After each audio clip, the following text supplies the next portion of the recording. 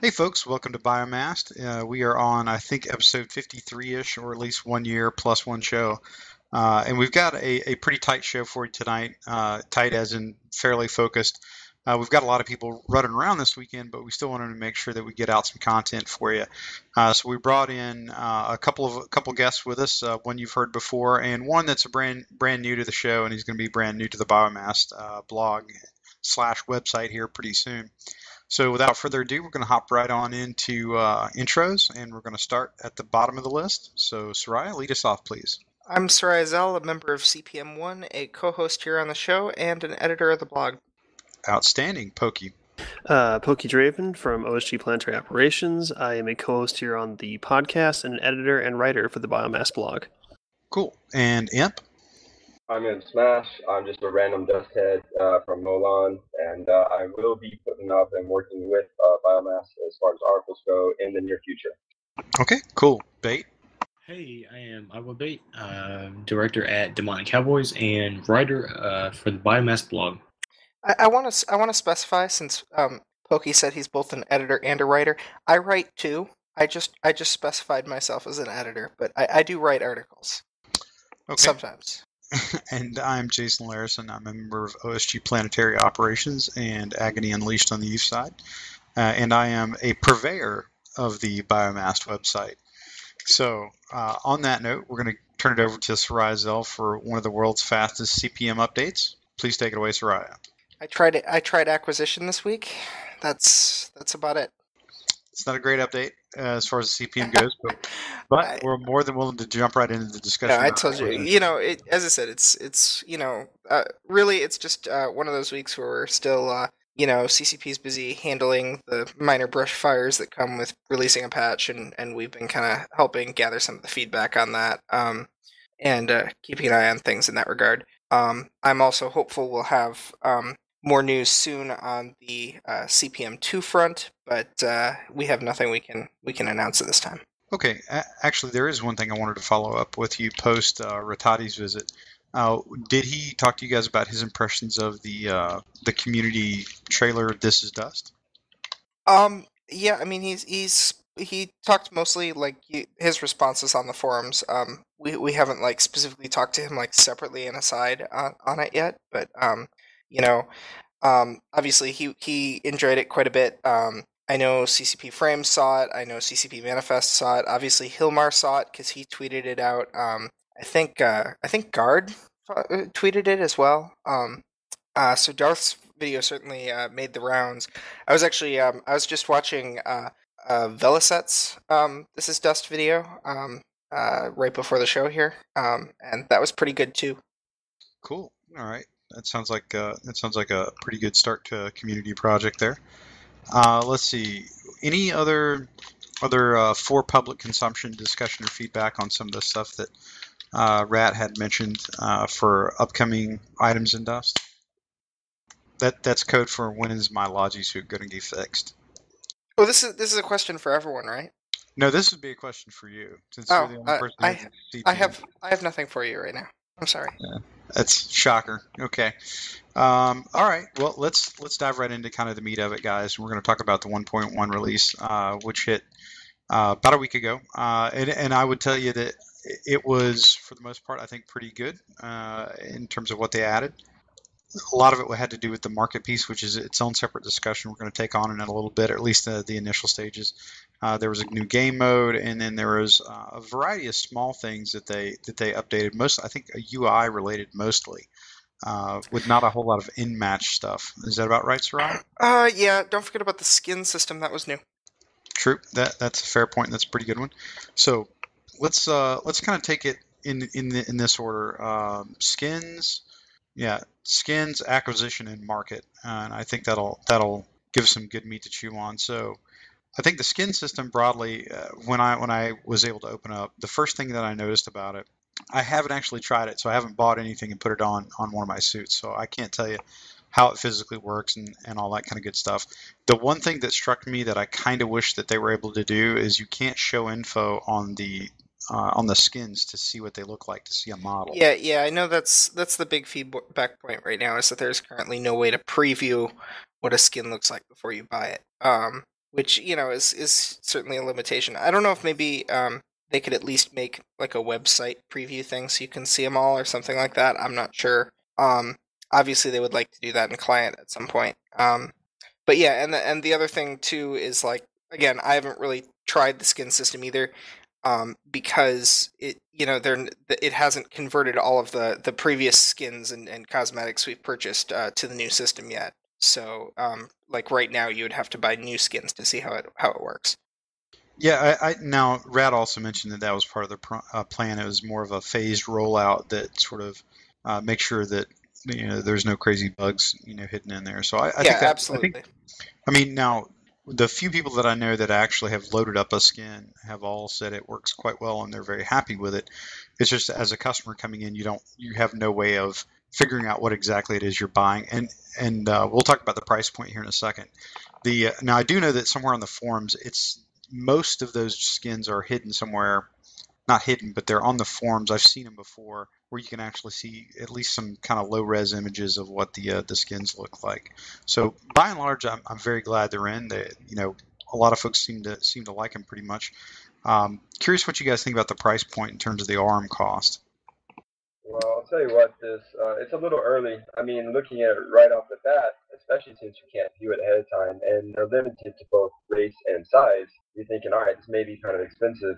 But then at the same time, it's the market, right? I mean, Eve was founded on the concept of free market. If people like the price point, if people buy skins, then it's a good price. If they don't buy skins, the price point will probably be adjusted by CCP just so that people will be in on it.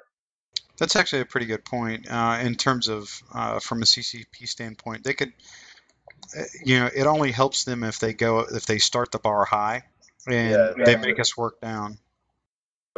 That's pretty much all I have to say on it. It's early to tell if it's expensive or not. I mean, I'm not an Eve player, and I wasn't around for what I heard was called Monocle Gate or whatever. And so I don't really know how that's going to work, but yeah, I mean, to me, I think it should have started at a lower price point. Even with the intention of being able to go lower, it still should be. I think the price for just a cosmetic skin should be lower.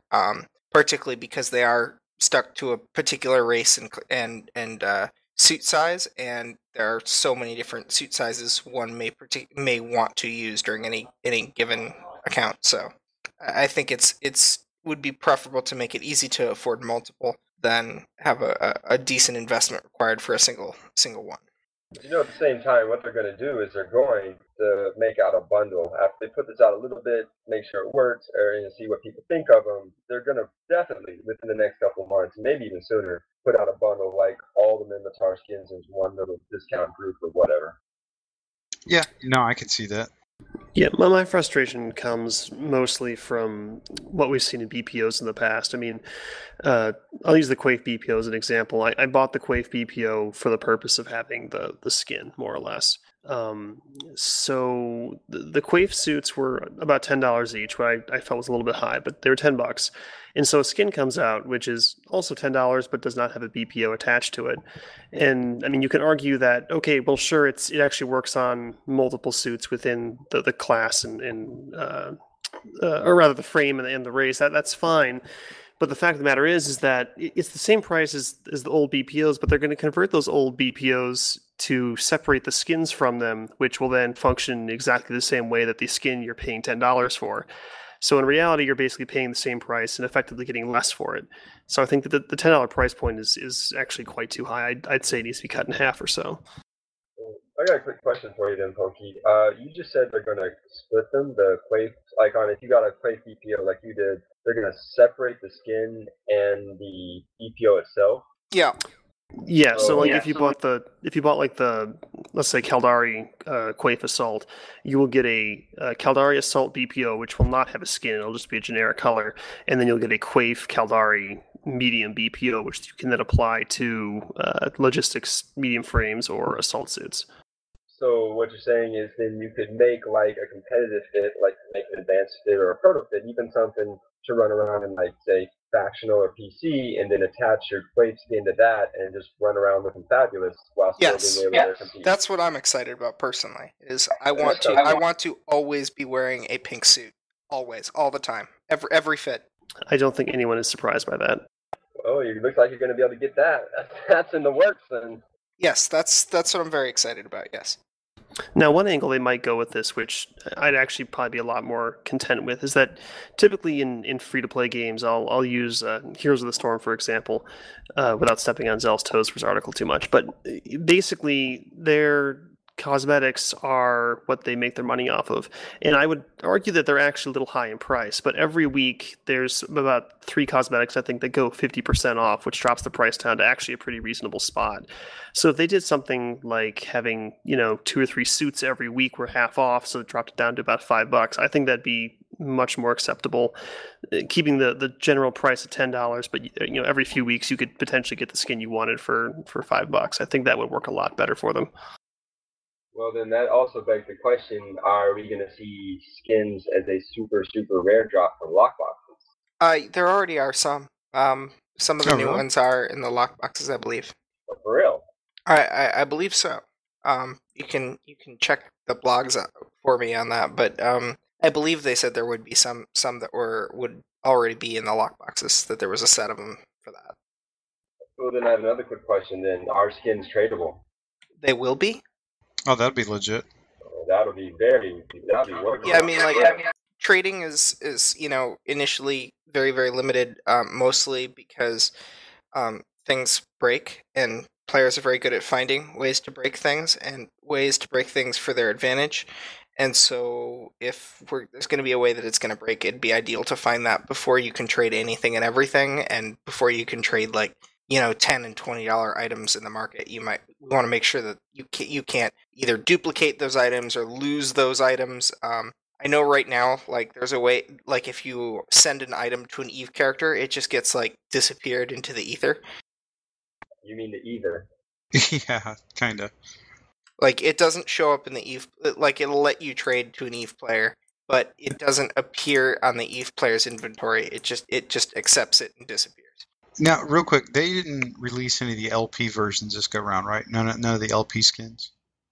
I know they were going to. I don't know if they're, like, in the store right now or if they didn't make it in or something like that. The loyalty point store skins, those aren't in the market as far as I'm aware. Yeah, I'm reading the dev blog right now. It says the loyalty skins will be deployed a little bit later, but the pirate dropsuit skins can be obtained via Strongbox or end of match salvage. It looks like. Ah, okay. All right, that's not too bad. So I'll be interested to see how this kind of works out. I was looking into. I actually wanted to. I think they've got a Garistas one, right? I was actually kind of looking into maybe picking that one up. Yeah, there's a Garista one in here, Caldari. It might be for light suits only, at least from the picture in the store. No. Well, I don't know if it's limited to. Oh, hold on. Yeah, no, the Garista is for light Caldari suits. Looks like the Ishikone is the Caldari medium frame. Yeah, what do they got for Galente? The Serpentis medium looks awesome, in my opinion. Okay, might have to check that out. But on a side note of this, that's especially since Ratati, or I'm actually not sure how to say his name, but Haratati has been doing a lot of crowdsourcing from all the players. I'm wondering if it would be kind of cool if CCP did like a contest at some point where the players that play the game and can model and can design, if they submit some designs for skins and they just pick like the best couple and put them in game, that would be pretty sweet. At one point they actually talked about doing that for the pre-fit suits. They were going to have, this was pre-frame. This was a long time ago, maybe 15 months ago. It was definitely pre-FanFest 2014. What the idea was is that you would submit like a paragraph, like a lore paragraph of like describing your character, and then describing the fit of the suit, and then they would pick like a winner. And then that would be the next set of pre-configured suits that came out. It'd be named after the player. That might not be a bad thing to bring back. And then now that you've got the skin system, that even just adds more depth to some kind of community event like that. Well, price aside, it sounds like conceptually the whole skin system is going to allow for a lot of not just customization, but open it up to a lot of player interaction and I guess your role in the Dust universe. So I don't know. It sounds like a good idea generally. Well, the cool thing about this now, so on the Eve side, one of the things that you're allowed to do is you can submit alliance logos and stuff like that. And there's a lot of things that you can do once CCP accepts that as a graphic. The other thing that they're starting to do, because they also had a skin system for the Eve ships that came out almost basically the exact same week as ours, and there's a lot of discussion right now, and it looks like they're going to start taking here in the relatively near future requests at some point for alliance skins or corp skins, things like that. At least that is a rumor that they keep floating about, and that's something when you ask the CCP folks, they'll generally tend to tell you there's once we get through the ones that we want to do in-house for the game, there's perhaps room for that in the future. Now you get into this game of you don't want to get you don't want to allow the players to basically troll you or flood your capacity, but it's not that out of the realm of the possible at some point in the future to be able to submit like an alliance, or corp dropsuit skin that you can get made up. That probably would not be that big of a deal at some point, in the mid-range future. That would be like the coolest thing. One of the coolest things ever for the skins would be for those corporate skins to be released. I would like that a lot. I think they make quite a bit of money off that too if they charged Orm or something. I don't know though. Oh yeah, they had to charge real money, I think. Or well, yeah, effectively the Orm is real money, but yeah, no, I mean they'd have to figure out a way to really meter it, but that would be just an incredible thing. I mean, because it looks like clearly everybody's gone away from the paint bucket idea in CCP. Like that was a thing both Eve and Dust side was having a paint bucket that you could kind of do your own skins or do your own color schemes and stuff, and that's definitely kind of gone by the wayside, which is fine. But it'll be kind of interesting if they can ever get to the point where the players can have some level of control over what the skin looks like. I agree with that. But I mean, what about technical feasibility? I mean, every skin that goes in is going to take away from system resources. We're on the PS3. That's going to affect performance. I mean, how much can they actually put in? How much do skins actually affect things like frame rate and lag? Well, I'm guessing they're procedurally generated. They aren't actual unique JPEGs or PNG images. So, I mean, it's more of that the game is probably loading a certain number of assets, and then the procedural texture is applying them together in different ways. So I'm not sure if it would be a big hindrance, because procedural is typically a little less resource intensive. It certainly cuts back on the unique database entries like we had before, with each dropsuit having its own unique skin and loading separately. So I don't know. That's more of a tech question for, I think, the devs probably. But I don't think it would be as bad as you say. But I also think that people might be getting ahead of themselves and thinking about what would be allowed for a player-created skin. I'm guessing it would be something akin to the Corp logo generator, where it's, again, you've got presets and you can kind of mix and match as you want, but it's not going to be like a, pull it into Photoshop and create your own image sort of thing. That's just how I think it works. I'm not entirely positive on that, though. Okay. So I think we've hit up the skins pretty good. So long story short, everybody seems to be relatively happy with them. Looks like a ton of potential for community interaction there. That actually might be something that you might want to seek some feedback on, Zell, next time you guys are rolling around for discussion for next community events. I think there's a little bit of flattening out that's going to have to happen with the price point, but we'll see. We'll see how this works out. I am kind of keen to see what the faction set starts looking like too, in terms of the LP piece. So on to kind of our next piece, the acquisition game mode, which is a bit of an interesting sort of game mode. It is not quite domination, not quite skirmish, somewhere not quite in the middle either, but takes elements of both. So you have a single point that spawns, I believe, randomly around the map. There's no discernible pattern, and I mean, hopefully it is truly random. You move up, you hack the point, and you have to hold it for 5 minutes. Now, the hack is extremely fast. It'll actually surprise you the first time you do it. It is not like a normal panel flip. And once you've secured that panel, or released that point rather, you've got to defend it for 5 minutes, and then it'll spawn in another location somewhere else on the map, and you just rinse and repeat. So it has been a I think a fairly fun game mode. It's pretty interesting there's no set pattern to it, at least that I can tell. So that changes up a little bit about how the game is played, because in a skirmish, there's usually a very set of ways that you deploy into a map or that you attack or approach points. And whereas now you're coming at it from a lot of different angles, and you're actually getting into parts of the sockets that you might not have seen previously, just based on where the fights were happening in skirmish or even Dom maps, which are kind of its own animal. I found the matches to be usually pretty good. Again, your enjoyment may vary, your mileage may vary, and a lot of it to me is directly proportional to being in a squad versus not being in a squad. Not being in a squad, I have a tough time. Being in a squad, usually it's generally much more fun, as the game is sort of designed to be that way.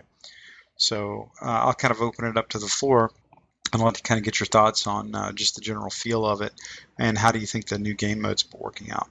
I really enjoyed it. I only had time to get a couple of matches in, but it was a lot of fun. I made Heimdallr from Negative Feedback. I made him jump to his death, which made me extremely happy. It was a small moment, but it was a moment that I'll treasure.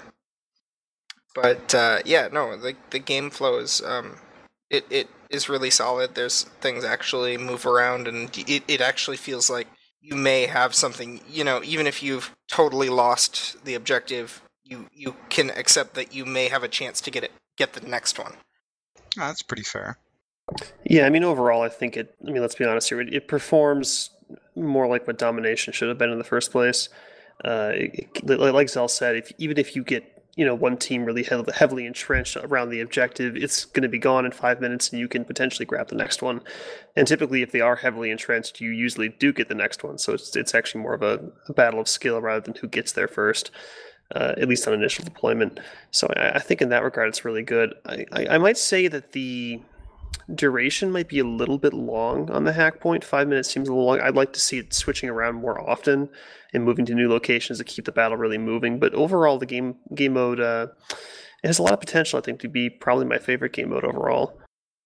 Something I've noticed is that Jason and I said earlier that you didn't think that the points moved around. I've observed, I think it's on Ashland, that'd be the map with the crow's nest. The point will go from, it'll start at where Bravo would be if you're playing skirmish, and then it'll go back to Charlie, and then it'll go back on to Alpha, on that map at least. So there are nodes that are around the map. So if they do change, I haven't seen it once. And I've played quite a bit of Acquisition, and that was one of the things when I first noticed that pattern. I was quite displeased to see that they weren't truly, or didn't seem to be truly random. But I do like that it does get everybody moving instead of just camping in at one point for 15-20 minutes. It's nice. Well, you guys said most of the same stuff I would have said about it. But one thing, though, it does seem to be kind of, I want to say to that, it seems to be semi-random. Like on some maps, it seems like it always, the start point's always the same. Sometimes it feels like 80% of the time, the second point's going to be over here, and 20% of the time it's going to be over there. And it's like, all right, there's no NCC, there's no dropping in the red line. That's something I've noticed is I jumped into one acquisition game and there's no red line for the ground spawn, and there's no time limit if you don't cap the point, and there's no clone count. So we jumped into this game and the other team was just in their spawn. They couldn't get out. They couldn't, and everybody on the team was just sitting around their ground spawn, and they held them there and just killed them over and over and over for a good 10, 15 minutes before everybody on the other team said, all right, I'm done, and bounced out. So you almost get like these micro red line cycles. Is that what you're kind of saying? No, we're talking full-on spawn killing. There is, like, the only spawn, at least in the couple acquisition maps. I've only seen 3 maps of acquisition, but on all of them, the only spawn, there's no NPC, the only spawn is on the ground. And it's not in the red line. So I joined the game late, yeah, and they just when I joined the game slightly late, and my entire team was just literally a ring of blue dots around the spot at the end of the map, and I just see reds dying constantly over and over, and I go over there, I take a couple pot shots, mostly I'm watching, and I'm like, wow, because the other guys they can't move, they can't spawn, and they just get farmed like you would farm in like an MMORPG for like 15 minutes until they all left. That's that's a great point about where those spawn points are, because on the I can't remember the pipes map on the old domination, or really the new domination, where they've moved the red line around. It's got that center spire, and you got those huge long networks of pipes on either side. Well, one of the MCCs is inside the red line. It's inside the field of play. So every time you play domination there's always going to be one or two guys on the pipes, and they're going to be behind you, right next to the red line. You will fall from the MCC onto the pipes right in front of them, and you get hammered. And this sounds like a very systematic way of how that works. So I can picture clearly in my head what's happening, because if you only have that one, quote unquote, safe spawn, and you're just getting hammered on your way in, it's probably not going to take long for folks to figure that out. Now that the word will get around, there's always going to be somebody there camping now, probably. But it's not even in the MCC. It's not even safe. You're getting shot while you're spawning. But outside of that, a lot of what I've seen on it's the same as what Pokey said. And that it's good, and that some groups, especially some pits, are really good at entrenching, and sometimes in Dom that can be harsh. And since the point has to move, entrenching is only good up to a point. So, and I also agree that the points are too short, and the small hack speed makes it so that a really sneaky scout can be a scout, sneak in there, hack the point super fast, like literally less than a second. They've got the code breakers and they've got the hack bonus, literally less than a second, and get out, because in the last 1 minute, all the gains from the hack are doubled. Oh, okay. Well, that makes a certain amount of sense. Yeah, so I mean, there's some tactical gameplay to be had there. That's pretty much my take on it. It's fun. It's a new game mode. If you've been playing Dust, and I've been playing Dust since closed. If you've been playing Dust a long time, any new game mode is like the bee's knees, as they said back in like the 40s. No, I mean, I think that's fair. I mean, my limited experience with it has been pretty good, but I can see the two things that worried me were, well, really the biggest thing was going to be a predictability of where the points were going to be able to generate, if there was a pattern. So if there is one, that probably clearly needs to be fixed. And then part two was the selection of where those points were. Were they going to be useful? I will tell you that they're in some very unusual places. A few of them, like on the bridge map, the point is under the bridge, not on top of the bridge, which creates consternation / confusion and much cussing on the net when you find that out. Although I suspect that was done intentionally, by the way. But the spawn point issue that you bring up, though, Imp, I think is probably pretty critical. And I would, Jake, I don't know or correction, Zell, I don't know if anybody's brought that up to you guys or as an issue with acquisition or not, but that might actually be worth jotting down your notebook and taking back to Rat and the team. Yep. I'm actually curious if we can somehow use that new transporter system they have in the academy to circumvent that issue in acquisition. Hey, they don't be bringing that fucking portal shit up in here into the real world.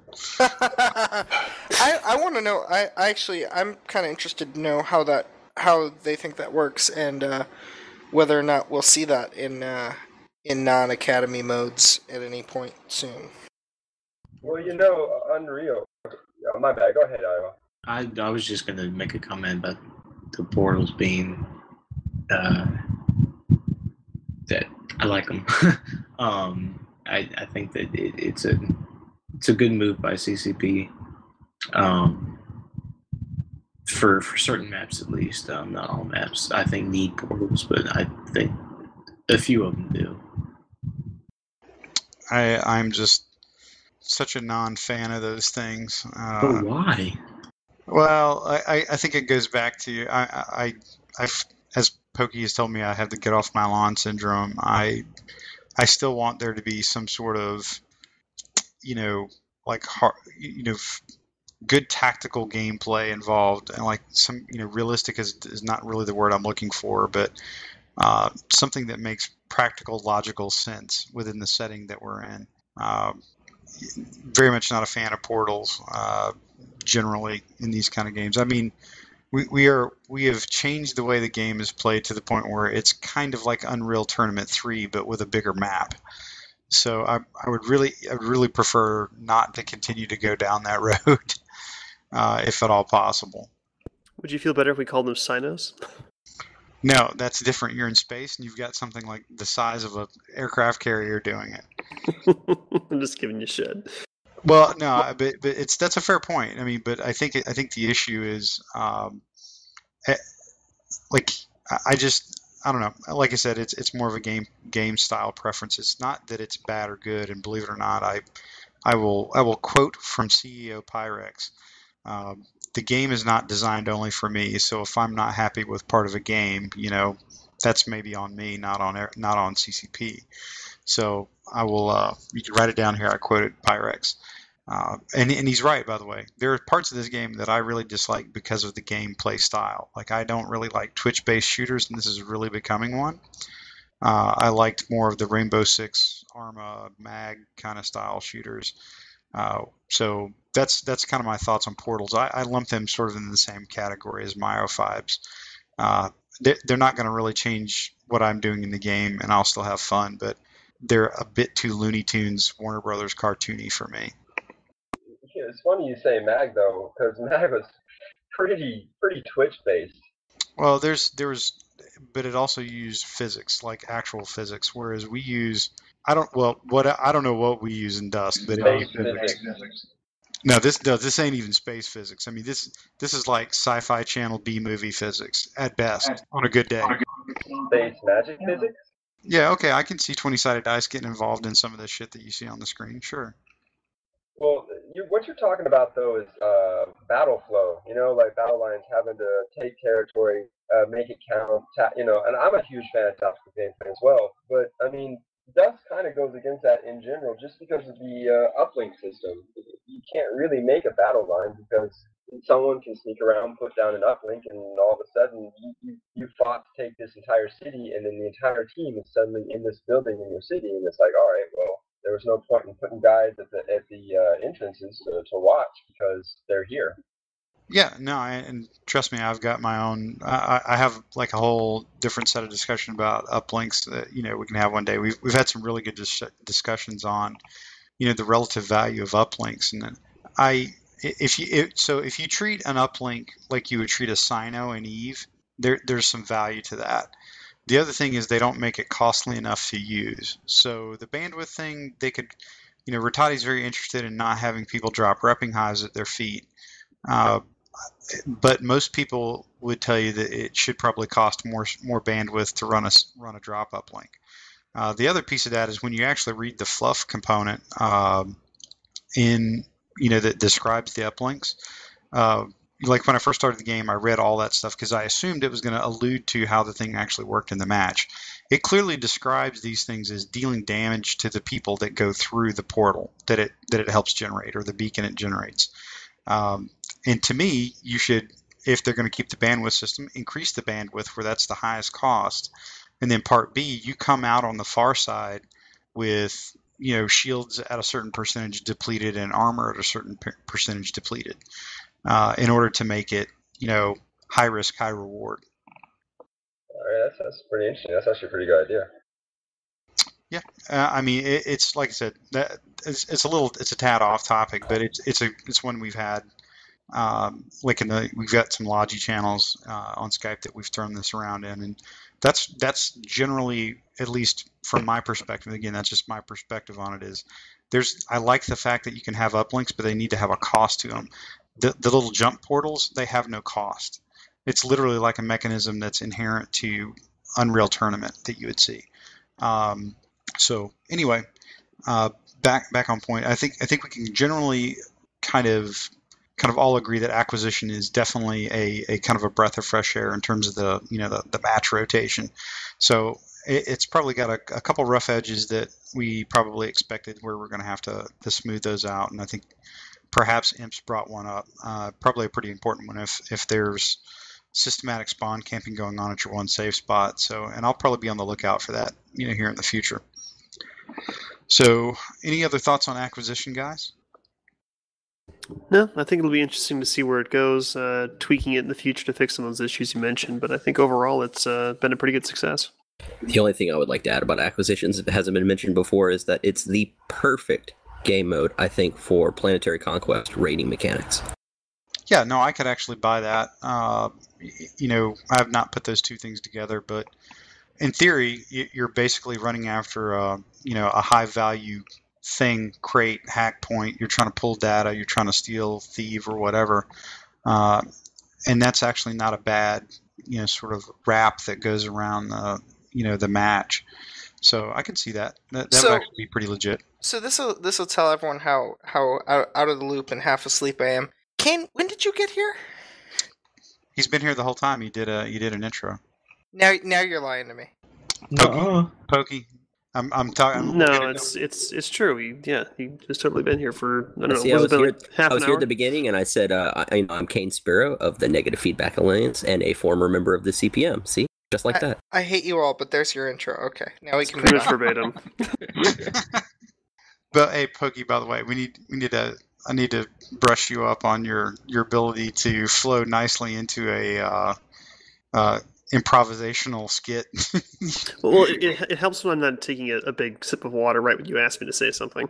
I totally thought you were going to say you were taking a big something else, which would have been an incredibly bad thing to do on there, but that's okay. Well, thank God for push to talk is all I'm saying. Yeah, roger that. Okay. Well, Kane, glad to have you on, man. So we've kind of pitched up through the skins, through acquisition, and I kind of wanted to open it up for discussion about the market. Now, this is the one that I will tell you, generally, I've been, relatively surprised, I guess. Well, not surprised, but I think the speed at which people attacked trying to build a market, and by trying, I mean, I think they are successfully building one right now. I knew that we had some people that were very keen to get involved in it, but there's been some folks that actually have gone way out there and done some really good work. Guys like JDEC, who've actually set up what is now effectively kind of a pseudo CCP endorsed Trello board for trading. It's been stickied, I think, and everything on the forum, so that's actually pretty legit that you got the nod on that one. But there's a lot of Skype channels that are opening up. There's a lot of in-game channels that are opening up in terms of buy, sell, trade, that kind of stuff. And I suspect as they continue to add things to the list of things that you can trade, which I think right now is ISK only, ISK items only. I'm not sure you can do LP stuff yet. Or correction, I think you can do ISK. I don't know if you can do ORM stuff. Is that right, guys? The only things you can trade are select officer weapons and suits.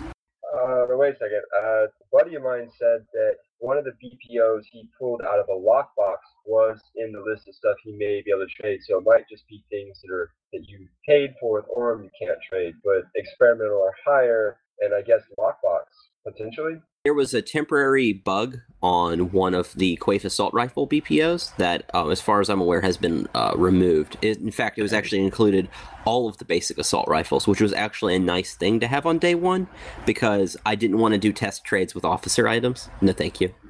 I see. So you can't use just plain old like 50. You can't swap 50 Duval specialist ARs for 50 specialist rail rifles. Oh, that's kind of bullshit. You actually can't even trade something I want to be able to trade is the Rodin sniper rifle, because it's technically a proto weapon and not an officer weapon. Well, I'm curious, why did that limitation occur? I think I remember reading on the forums that the limitation was in order to kind of test the waters and see how many things, see if it breaks or not. I'd imagine also limiting it to officer weapons limited the volume, the potential volume of trading. So that way, if it was going to break the server, even with officer weapons, then CCP would be like, oh crap, we need to fix something,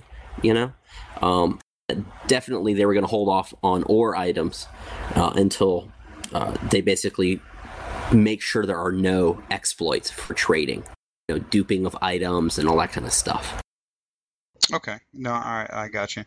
I was actually not aware that that was a limitation. I thought it was kind of you could trade anything at this point. So I guess incrementally they're going to increase the faucet, on what you can move via trading, I assume is the plan. Yeah. Only downside that I'm seeing right now is that the way the trade window is set up for give item, it is just a straight list. So as more items get added to be tradable, it seems like without categories, it's going to be potentially very difficult, or meta levels even saying like officer items or proto items. It's going to be very difficult to kind of scroll through a list if you have a lot of assets. Okay. Yeah, no. Well, yeah, but okay, fair enough. The most interesting thing I've seen so far in terms of, one of the more interesting things I've seen so far in terms of emergent gameplay, in terms of trading, is the squad finder being used to advertise items for sale, and also, advertise the request for buying certain items.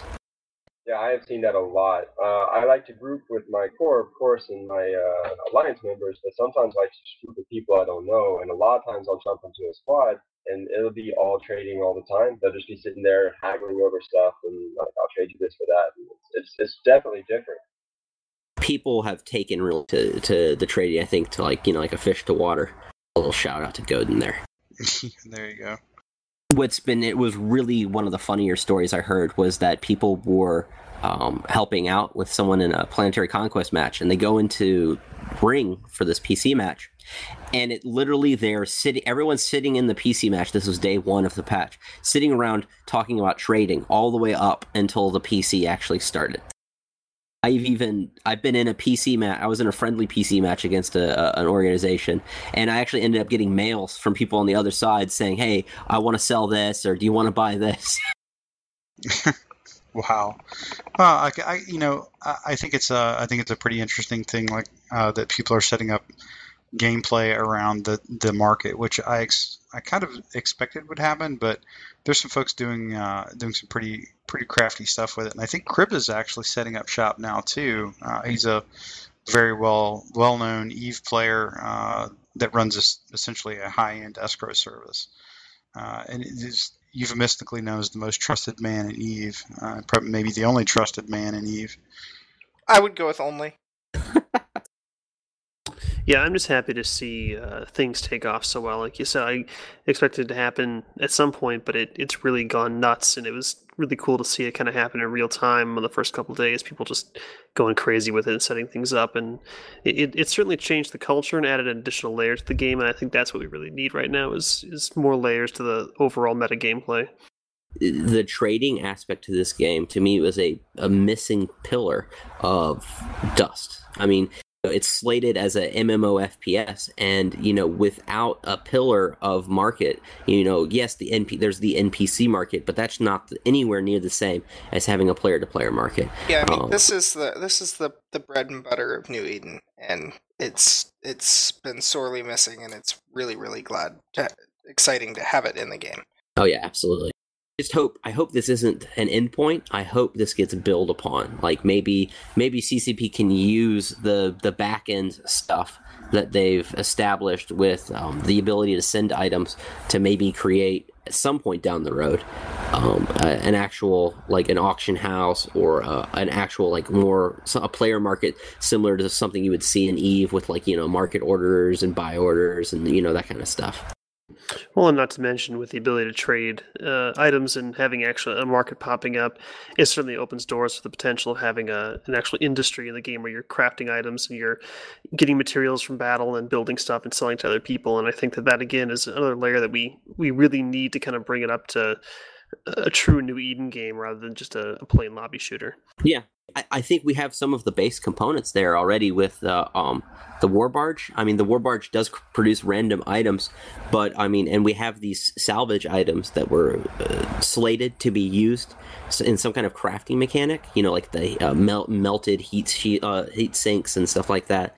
I really think that if there's a way, if they end up creating a way to transmute an item, like, take an assault rifle and make it into a rail rifle, that kind of thing, you'll see trading even getting deeper, because you'll have people who are on the market who will buy up maybe officer items that aren't used as that aren't as prevalently used. One of the item that's not as hot of a commodity would be the Kren's assault rifle. So maybe someone takes a Kren's assault rifle and they use the crafting mechanics to turn it into a Kalante assault rifle, which actually sells fairly well on the market. I think adding maybe some of those dynamics to the game could even add a further layer. I mean, the fact is, Dust has now crossed the threshold to where you could sit in your merc quarters, never fire a gun, other than to get to your loyalty rank 4. You could sit there and never actually play a match and actually, play the game and be a part of the community and be a part of everything that's going on. And I do think that's valuable, is that, there should eventually be more than one even way to play the game without necessarily focusing on shooting. I feel the social aspects of the game are the most important and why people are still here, and sometimes I don't think it gets quite enough love from CCP than it should. At the same time, you always want to be driving people to actually go into matches, so that we have matchmaker, people are matchmaking and all that kind of good stuff. We don't end up with problems with so many people not playing the actual FPS aspect that we end up with issues of matchmaking and things like that. But I don't really foresee that being too much of an issue. And actually, on that note, Zell, I know that when the initial screenshots for the trading system came out, it displayed a 10% ISK trading fee, and Rattati mentioned that was just a test value and it was going to be much lower, and it obviously came out and it was still 10%. Do you know if that's changing? They patched it. They changed it to 3%. Oh, okay. Then I stand corrected. I still think 3% is too high, but I might be slightly biased. It infringes on your margins. Well, honestly, what I know that some people are a little hesitant to tie new features to or income and stuff like that, but I think something that would be a valid way to promote an item that we already have for sale would be to have Jara decrease the tax. That makes sense to me. I absolutely think I could buy that. Makes sense. Because right now Jara kind of competes, the player to player market competes with Jara a little bit. So I would like to eliminate that kind of conflict of interest, if that kind of makes sense. I want CC to be like, oh, player marketing's awesome. Not only do we have the player marketing that keeps players interested, we can also sell Jara too. Yeah, I really like that though. It would be nice to get a little bit more use out of Jara. That's pretty cool. But yeah, no, that's actually a really good idea, by the way, of tying the Jara feature to additional market advantages. I think you could also, my honest, if I were going to really kind of dream on a whiteboard here, I would tell you that you should have down the road, you'd really want a set of skills like you have in EVE, where you can affect how you do trading and marketing. But like I said, I'm not sure. I mean, hell, there's stuff way before that they need to get to in the skill tree, which we could do an entire hour-long show on, and I think we have in the past. So that's just something to kind of consider with that. But I do like the idea of trying to adjust things where it's more favorable, or there's a way to increase your profitability through action activity, or I'm very hesitant to tie it to loyalty ranks, but there's got to be a way that you can make it a little bit better, down the road. I could see it to where, okay, if you have max skills in EVE, you get a 0.75% sales tax. I do believe that may be a little off. I think it's normally 1.5%, and then you can get it reduced.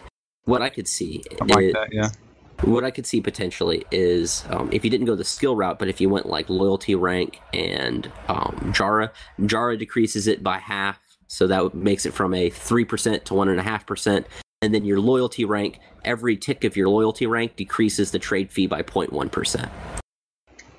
So then your base, so if you have a loyalty rank 10 and Jara, that would mean that you get a 0.5% sales tax, a trade fee, mind you. Gotcha. All right. That's actually, like I said, I'm kind of digging the ideas, but what it, uh, I think so you definitely hit the nail on the head with saying that there is a shift in what is possible now for Dust, now that you have some level of entry into the market, or you actually have a market that you can work with now. So should be kind of interesting to see how this rolls out. Now, what I'm hoping is that they will get all the data they need over the next couple, 3 weeks to uh, very consistently continue to open up the aperture for what they can put out for trades. The faster they can safely get to pretty much anything is available to move via trade, the better. And if they could ever get to a contract system, like an actual trading contract system, man, that'd be just huge. I think, in all fairness, that we're going to run out of. I think we may very well end up running out of PS3 before we run out of things to do for Dust that should have been in Dust from day one. Yeah, absolutely. Contract system has definitely been something I've always wanted to see, because given the right setup to the contract system, you can do pretty much everything. You can do bidding, you can do one-off item trades, you can do potentially contracts for ringing, because you just type in the description of what the contract is for. Service contract. Yeah, I mean, you can do anything. If it's set up well, you could basically do pretty much anything you want. The problem is what kind of dev costs are inherent to something like that, and that kind of thing. To me, we've taken a huge leap forward with even a simple give item function. The trust-based side of it is a little, it's easier to scam with a give item function. The only other scam in Eve that's probably as easy is the send me your ISK and I'll double it scam. Yeah. We've had a few folks on Dust try that. So, and there actually have been a few people, I think, that have been taken very early in the market, to include a couple of semi-well-known players. And just word to the wise, if you think it's like slick to burn somebody like on the first week of trading being opened, you may get a laugh out of it, but that shit will come back and haunt you at some point. At least do it from an alt, yo. Yeah, that was one of the big ones. Was I know Thor got taken for 28.5 million ISK worth of assets by Fire to My Blunt, who's one of the lead guys of Phoenix Federation. I was tickled. I was amused. Yeah, I was too, but I was just like, wow, that's that could get expensive. It seems like it's a good deal now for Blunt, but that may not work out well in the long run. Not only that, people like to shout, oh, this is New Eden. But by the same token, I think people miss the other side of that coin, which is, yes, this is New Eden, and all of your actions have consequences and stick with you throughout your career. Yep. But that's what attracts people to this game, though. If we weren't free to be how we want to be, and if we didn't have consequence for our actions, this would be, Call of Duty. The consequence side of it, you're absolutely right. We're all basically we are creating player stories every time we go on and we engage with each other in any of these actions, and whether it be trading or planetary conquest or faction warfare. Oh, that's very true. So, guys, we're actually running a little short on time. So, what I would like to do is get kind of your last save rounds on 1.1, just your general first impressions of the first week. Kane, you'll go last. Give you a minute to kind of get your thoughts together on it, since we've been talking about it for a little over an hour now, or right at an hour now. So just kind of give your sort of general impressions. Give us the the thumbs up or thumbs down for Warlords 1.1, and then while you're at it, we'll do that first. Then we'll come back for shout outs, just to make sure everybody gets a good shot at kind of their 30-second review of Warlords 1.1. Zell, you're up first, man. I'm pretty happy with 1.1 so far. It's been a lot of fun. My shout out is to everyone involved in the new Avengers movie, which I really wanted to spoil heavily on this episode, but Jay and Pokey told me no. That's right, and it'll just go incredibly poorly for any of you if you attempt to spoil anything for Pokey and I who have not seen the movie. So moving on. Sorry. Let's go to Pokey. What are your thoughts about 1.1, man? I'm very pleased with it. Acquisition has a lot of potential. I think it's needs some tweaks, but it's overall pretty great. Love the new UI update. Making fittings is no longer a total headache. Having everything sorted is awesome. Would be cool to have that same feature actually in battle to organize things, but overall, really great. And skins will be interesting as they pan out. I hope they rethink their marketing scheme a bit, but overall, I'm excited to see where they go with it. All right, man. Sounds pretty cool. Yeah. I'm also going to say pretty good job, especially seeing as we weren't expecting major updates, and then now we're getting lots of major updates. It's a pretty major update. I can't really complain about anything fairly, as it's premature, despite what people may say about trading and whatnot. So great job, CCP acquisition, and the trading and the UI, as Sophie just mentioned. It's nice. It makes it look cleaner. I like how Dust looks cleaner. So good job with that. All right, cool. Bait. Yeah, as Pokey was saying, the drop suit folders, if you will, are lovely. I love them to death. Very pleased with player trading and the lack of scammers. I think I've seen maybe 10 major scammers on 3 trade channels. Happy to see that those numbers are low as far as scammers are concerned. And just overall pleased with this update. Most fun I've had in Dust for a while. Would totally rate 5 Warlords subsystems out of 5 Warlords subsystems. Okay. Kane? Overall, I'm extremely happy with the update. The trading, I think, is a monumental step forward. I'd like to see more growth on that front. I think acquisition is an excellent game mode and has the potential of, if it used for something like Planetary Conquest, revolutionizing the way we play the game. I think the only big gripe that I have is that there is a bug where once you are deployed, you can no longer see anyone in squad or anyone in team. So if you try to move around in a squad, like say you go and join a faction warfare match and you try to squad up, you can't. If you join a PC and you try to move into a different squad, you can't. If you DC and you come back, you cannot rejoin a squad. It's very problematic for some of the higher end organizational stuff, and it's very frustrating. But other than that, I'm extremely happy with where we've gone, and I think where we're going right now with Dust. Okay. I guess I would have to give it, like I said, the thumbs up. It's a pretty good patch in terms of they did pretty much what they said they were going to do. The skin system seems to work.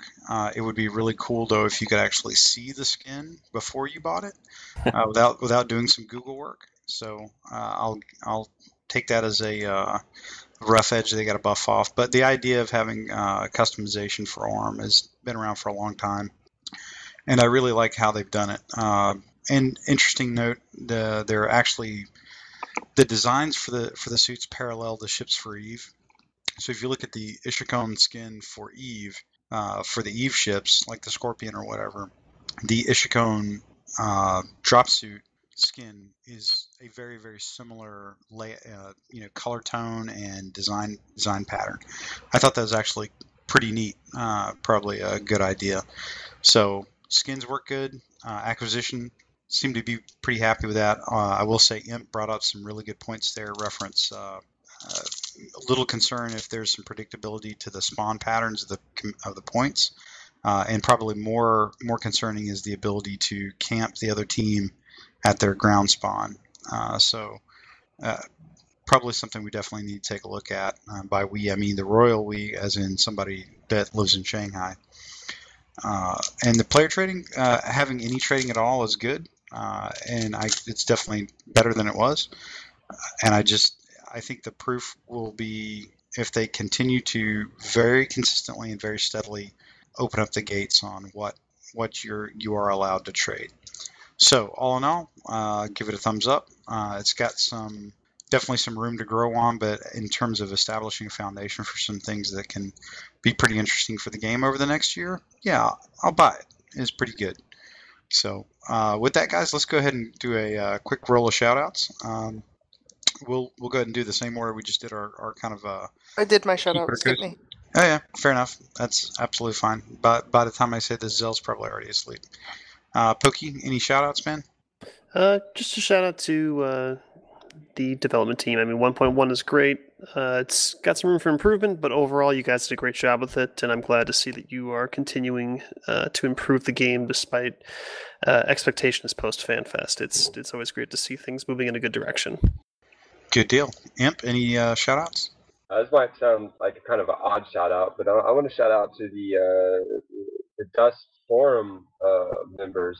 Lately, the culture or the atmosphere, no, I say lately, the last 6 months, has been moving from less just emotional, I've just got to shout out how angry I am on the forums, and more towards serious discussion, which is helping with the crowdsourcing factor of Dust development. So for all you guys out there on the forums who are sitting there having decent conversations, trying to keep it as reasonable and unbiased as possible, great job. I think it's been a huge boon to the game.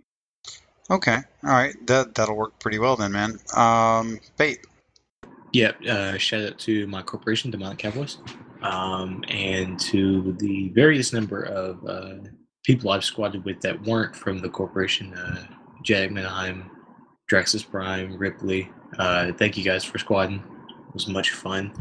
And this is a little bit off dust, but shout out to the Game Pimp Society on YouTube for making those Christopher Walken throughs. Highly recommend watching them if you want a good laugh. Oh, goodness. Okay. Kane? Just a shout out to Negative Feedback Alliance, and also a shout out to all of the people who have used my escrow service so far, and who have also executed their trades through Spero Escrow Services. That's going to be a big thing once BPOs come out, so just hit me up if you got those BPOs to sell and you want to make sure you get treated right. All right. Okay, so quick shout-outs. I'll throw a shout out to Jadek Menaheim for doing a lot of work setting up that Trello and actually doing some prep work for the market. There's certainly a lot of other people that are heavily involved, not least of which is Kane, who's in channel with us. But Jadek's really kind of taken that one, and he is definitely an unsung hero of the Dust community. Does a lot of really cool community stuff and has run a lot of community events. He's also, becoming fairly well known on the Eve side for this too, by the way, for his work on the Eve side. So my funny haha shout out for the week is going to be, now you got to Google this, okay? This is no kidding. It's an absolute great YouTube series. If you are a fan of the Warhammer 40K, game genre, novels, fluff, all that kind of jazz with the Warhammer 40K. There is an absolutely pee your pants funny YouTube series called If the Emperor Had Text-to-Speech. If you know anything about 40K, you'll know exactly what I'm talking about when I say the Emperor and then text-to-speech. So even if you are only passingly familiar with it, it is well worth your time. There's there are almost 20 episodes of it, and they're all about, maybe 4 or 5 minutes long. Absolutely hilarious, guys. I highly recommend that you check it out if you're a 40K fan. So if the Emperor had text-to-speech, and then stand back and watch it go. So the last thing, Pokey and I got a homework assignment from Zell. We have to watch Avengers this week, which we had actually both planned on watching it this weekend, but for varying different reasons we weren't able to. So we will do our homage to pop culture next week when we have an Avengers episode, as we talk about all things that Dust should have had that we can pull from the Avengers movie. So we'll just set the topic now, and that'll be all good. And then for an added fun, we'll name like key folks in the Dust and CCP community, and name them after certain characters from the Marvel Cinematic Universe, and we'll see how close we can get. So we'll let everybody roll in the tweets and the forum post to let me know who Zell's going to be. Then we'll unveil that on the show. So with that, guys, we're going to go ahead and call it a night. And we really appreciate you guys coming in for episode 1 year plus one. So thank you very much for one more episode of Biomassed under our belt, and we'll see you next week. So good.